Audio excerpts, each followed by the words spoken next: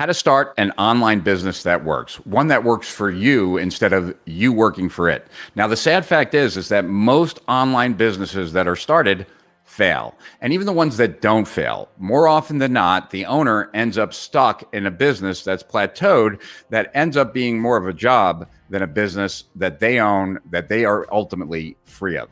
Now, my name is Rich Sheffrin, and if you don't know who I am the guy that originally coached Ryan Dice of Digital Marketer when he was first starting online, or Russell Brunson of ClickFunnels when he was just starting online, or Todd Brown of Marketing Funnel Automation, or pretty much every guru out there started out by starting with me. So I think I'm very well established to actually be talking to you about starting an online business. In fact, I've been running my own online business for 20 years. And before that, I had some offline businesses. In addition to that, I've helped some of the biggest companies grow, but that's not why you're here. So we're not even going to talk about that. So what I want to share with you is something more meta or something more global than what you're going to hear on most other videos that talk about the businesses that you should start or what type of businesses are the hot business right now. Because the truth is that businesses that succeed are not started because they're the hot business, right? There's no advantage to you picking a hot business and then competing with all the other people that chose that hot business. So we're going to take a step back from there first, right? And what you have to understand is that business is the biggest game that you're ever going to play for money in your entire life, right? I had this client a long time ago. He was a professional tennis player. I would be an idiot to bet money on a tennis game with this client of mine who's a professional tennis player. It makes no sense.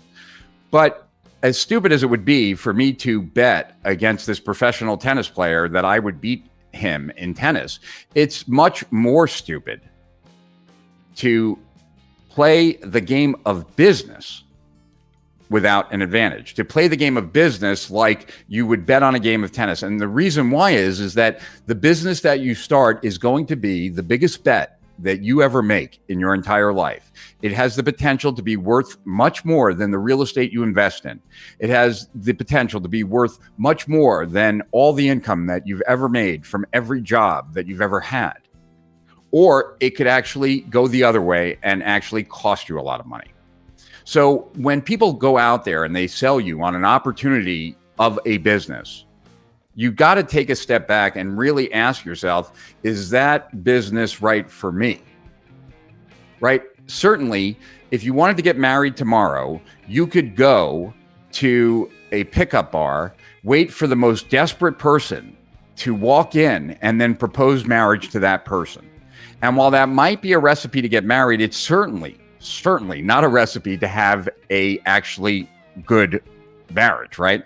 And you want to be married to a business. And when you first start out, you don't want to be married to it, but you will be. And so therefore, it better be something that you enjoy, and it better be something that you have an advantage in, right? It's the biggest bet that you're ever going to make. So when it comes to actually having an advantage, how can you tell? Well, before I tell you these steps, a couple of things I want to tell you.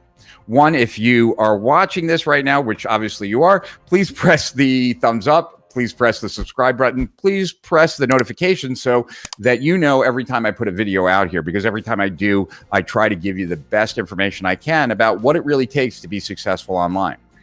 So that's first. Also, I've created a bunch of points here that are going to be where my name is, right there, wherever, Rich Sheffrin. But what will be there are a bunch of different points that I want to cover. And then last but not least, I'm going to tell you a place.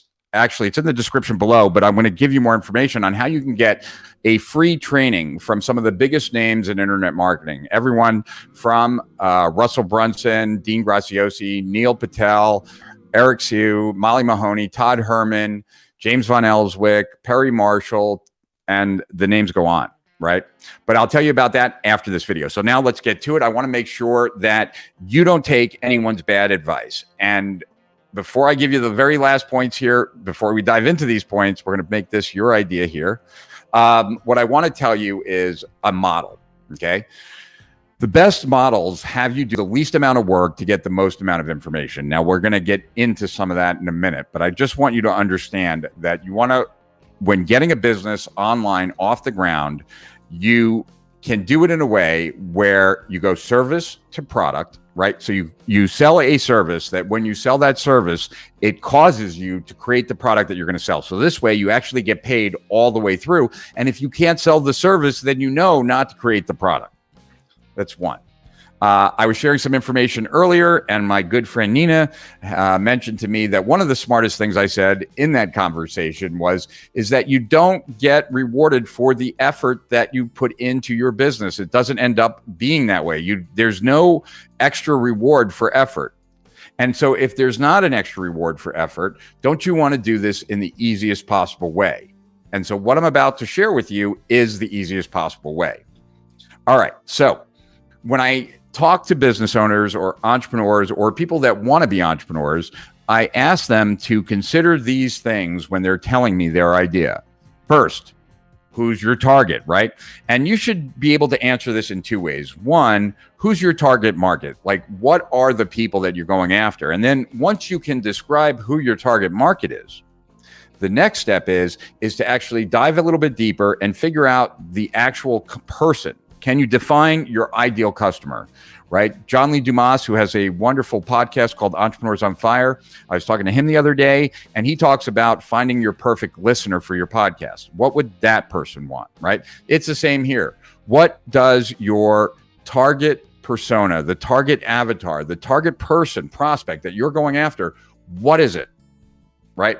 That they're looking for? What is their experience? Who are they? How old are they? What's their life like? Etc. Okay, so who's your target? What specific problem are you solving? Obviously, you need to be solving either a problem, right, or helping someone achieve a goal that they haven't been able to achieve, which is also a problem. So what problem are you solving, right? What's the market size? How big is the market? And then what's your business model? Whoops. Let's see. What's your business model? There it is. What's your business model? In other words, how is your business going to get customers? How is it going to get them to spend money? How is it going to get them to spend more money? Right? And what is the process of how your business creates whatever it's selling, and how is it finding these people? This all comes together to be your business model. And then what ultimately is the solution you're offering? Because at the end of the day, the better the solution you provide, the more different that solution is than what's out there currently, the more likely you are going to be to succeed. So those are the first 5, and these are 5 about your idea. So when you're thinking about your business idea, these should be the 5 that you want to answer when you're considering an idea, right? Now, me as a business coach who's worked with literally tens of thousands of entrepreneurs and is responsible for quite a bit of growth online, people tell me business ideas all the time. And so these questions allow me to know whether or not the entrepreneur is on the right path and going to build a business that ultimately they can get free of, or are they going to be the type of entrepreneur that doesn't get there, that either gets stuck somewhere in the middle or actually never succeeds at all, which is a damn shame. So first thing is, do you have or have had the problem that you're solving? And the reason I ask this question is that it is so much easier to sell to someone who you have great insight about. And it's a lot easier to have insight about something that you've struggled with or continue to struggle with than not having that experience. So it's a plus sign for you if you've had this problem or you still have this problem and now you're going to solve it for yourself and you're going to solve it for others. But being able to articulate the problem will give you so much power to your audience, right? And because they will say to themselves, this person gets me, or this describes me. And it's much easier to do that if you've actually experienced it. If not, that's where great copywriting comes in. All right. Number 2, is the problem severe, urgent, and consequential? The sad reality is most of us procrastinate most of the time. Most people don't solve their problems. We only solve the problems, or we're only highly motivated to solve the problems where they're severe. It's a big problem, right? It's urgent. We have to solve this problem as soon as possible. And if we don't, there are consequences. I was sharing in a live stream earlier today that my very first product was teaching people how to beat a drug test. Because if you think about it, when someone types in how to pass a drug test in Google, what do we know about them? One, we know they have a problem. You don't type in how to pass a drug test unless you have a drug test coming and you think you're going to fail. If you fail that drug test, right, there are going to be consequences, and you generally aren't just searching to know. It's because you have a drug test coming up rather soon. So that's a problem that's severe, it's urgent, and it's consequential. Number 3, is the problem frequently experienced? And by frequently, I don't mean that the person keeps having the same problem, but in the market of your prospects, what percentage of them will have had this problem at one point, and what percentage of them as a group of the overall are currently experiencing? Is it 10% at any given time? Is it 20%? Is it 90%, right? What's the number? What percentage of your prospects in that market are probably experiencing that problem in this given moment? Is solving the problem necessary? Is this a nice to get rid of problem, or is this a must get rid of problem? The next question really leads to just a furthering of the previous point, and that is this a problem in search of a solution? And what I mean by a problem in search of a solution is that are the people who have this problem, are they doing things to get rid of the problem? Are they in search of a solution? Have they spent money for a solution? Have they tried to fix things on their own? If people are not trying to solve the problem, then guess what? The odds of you selling a solution, probably not that high. Next, is the market proven to spend money? There are some markets where it's very hard to get them to spend money, right? Masseuses spend a lot less money on marketing material than chiropractors, yet they don't do the same thing, but a lot of the marketing can be slightly altered for either group. And so does your market have money to spend so that you can grow your business? If not, it's a moot point. And I've seen quite too many businesses actually be started in areas where the target market does not have money. And that's just a bad idea. Do you understand the market, or are you a part of it, right? If you have the same problem, then obviously you are, but maybe you don't have that problem, but you're still in the market. Props for you if you are. The reason why that's so important is something that I've taught for over a decade, and it's very important when it comes to marketing.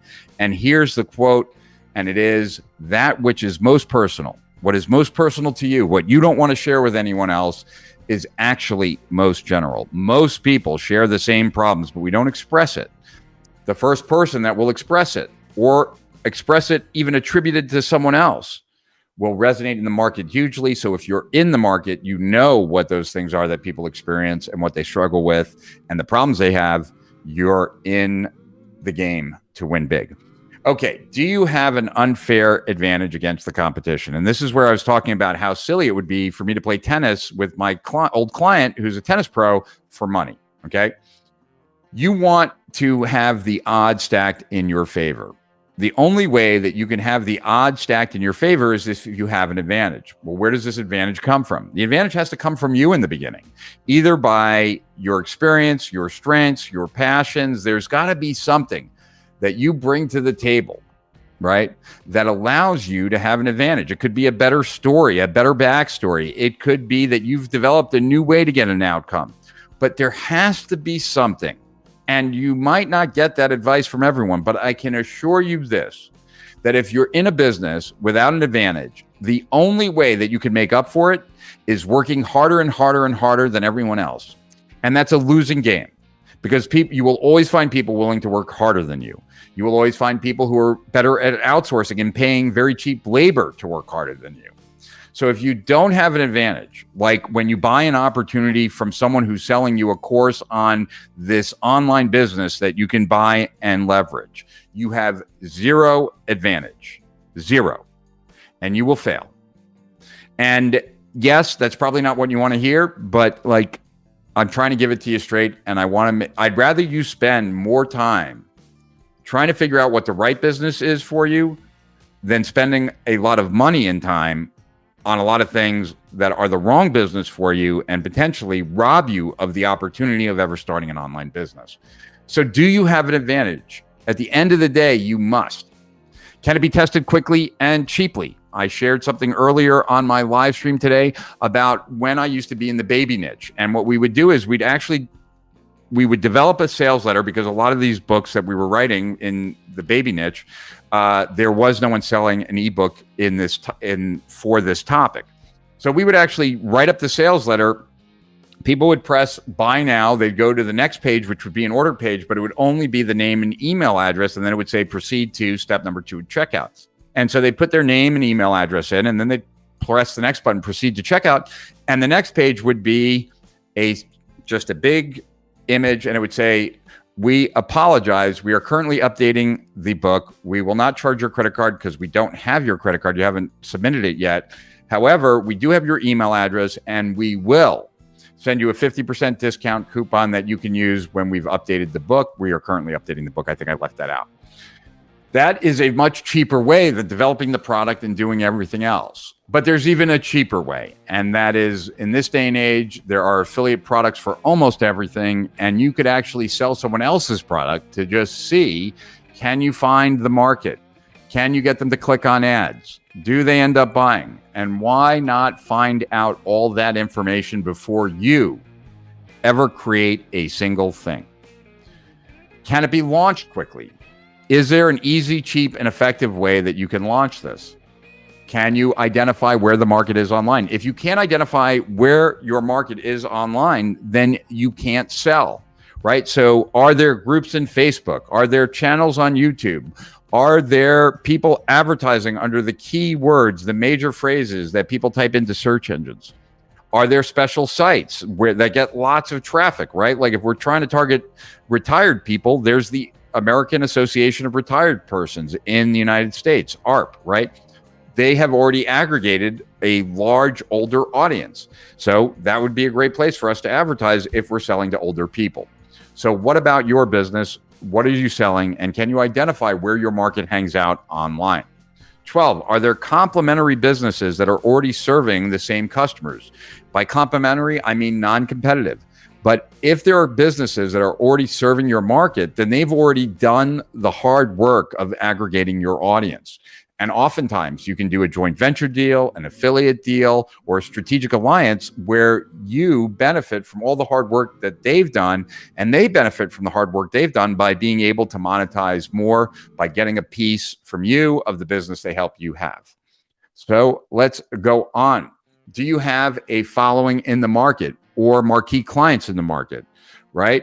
If you have a following in the market, it's obviously easier to launch. If you have marquee clients, it's easier to launch. And by marquee clients, I mean clients like the ones I shared with you earlier. If you're in online marketing, you know who those people are. If you don't, you don't. But since I'm talking to people who want to be online entrepreneurs or are online marketers or digital marketers, obviously I would want to have clients that those people would know, and you would want to have clients that your target market knows. And I think this is the last point here. Is your solution better, faster, or easier? And is it different from the competition? At the end of the day, one of the easiest ways to stand out from your competition is be different. You must be different. Different is obvious. You can see that from far away. Faster and easier is often not known until after the product or service has been bought. It should be better. It should be easier, but you might not get the opportunity for them to even know that if you're not different. So those are some of the ideas that I covered in a live stream I just did on how to start an online business that actually works for you instead of you having to consistently work for it. Now, in addition to everything I've shared, my favorite overall approach, just to share this with you, is a service to product. And what I mean by that is like the way I've always done it. So the way I've always created the products of my business, I would write a report. That report would be about the way I saw the world, that I knew my prospects didn't see the world that way. But if they did see it that way, they would see the benefit of my product, right? So I would write reports that would help my prospects better value what it is that I'm offering. Then I would announce a coaching program. I would try and sell said coaching program, and fortunately, I was successful. Based on what I needed to say in order to sell the coaching program, told me what I needed to have in the coaching program. Then I would deliver the coaching program and get feedback every step of the way after every module. Then when I was finished with the coaching program, I would now have a product, that coaching program that I could sell, that was created with people, so it was better and it was more relevant because I had the guidance of my target market. So now let me tell you about this this great training that you can have absolutely free. I know this was not my best video, but if you're watching this, then you so deserve this. It is this link below. You will also see it in the description, so you can just click on it. And this is basically a dream come true for anyone who wants to market online. I gathered the world's top experts. They all flew into Delray Beach, Florida. And for 24 hours, we shared everything that we knew about how small businesses and online entrepreneurs could grow no matter how difficult big tech makes it for any of us. And so the link you see below and the link in the description below will give you 10 free episodes, absolutely free. All you have to do is opt in and you'll get 10 free episodes of some of the best training by some of the best marketers online today. So I hope you appreciate this message. Like I said, I know it's not like every other video out there about starting an online business, but take it from someone who has started numerous online businesses themselves, has coached countless others to successful online businesses, and has probably worked with many people who are starting further back with less than where you are starting now.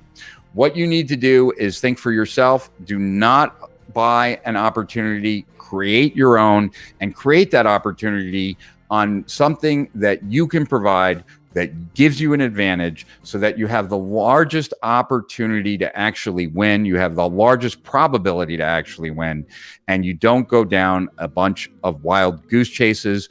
Most people go out there, they buy lots of products on how to do stuff, and then and only after they've had all these products and still don't know what to do, they start thinking about what they should do.